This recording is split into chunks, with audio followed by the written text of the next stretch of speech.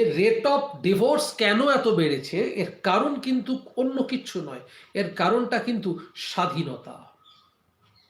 কারণ দেখো, তোমাকে একটা কথা বলি, অনেকেই হয়তো আমার পুরো কথাটা না শুনে কমেন্টে লিখে ফেলতে পারেন যে আপনি কি তাহলে বলছেন যে স্বাধীনতা সবার সমান হওয়া উচিত নয়? 100% সবার সমান হওয়া উচিত, কিন্তু তাদের জন্যই স্বাধীনতা থাকা উচিত যারা স্বাধীনতার মর্যাদা দিতে জানে, যারা স্বাধীনতার মর্মটা বোঝে।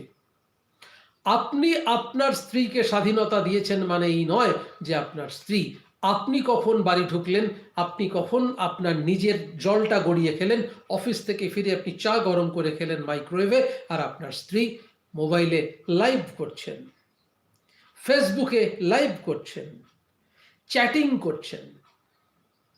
তো এই এই জিনিসগুলোকে যদি আপনি প্রশ্রয় দেন, আমি তো না করছি না, আপনার মিসেস, আপনার ওয়াইফকে আপনি সমস্ত স্বাধীনতা দিন, 100 বার দেবেন, কারণ সে তার পরিবার পরিজন আত্মীয় পদবী গোত্র সব ত্যাগ করে আপনার কাছে এসেছে, এটা আপনার ডিউটির মধ্যে পড়ে।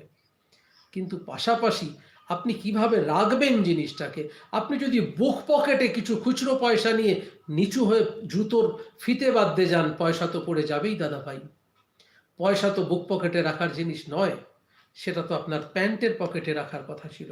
whereas আপনি স্বাধীনতার নামে যে একটা স্বাধীনতাটাকে যে অপব্যবহার করছেন, সেটা কিন্তু আপনিও করছেন, আপনার মিসেসও করছেন। তাই যারা স্বাধীনতার অপব্যবহার করেন তাদেরকে স্বাধীনতা না দেওয়াই উচিত, বা তাদেরকে অন্যভাবে বোঝানো উচিত যে এইটা তোমার কর্তব্য, এটা তোমাকে করতেই হবে।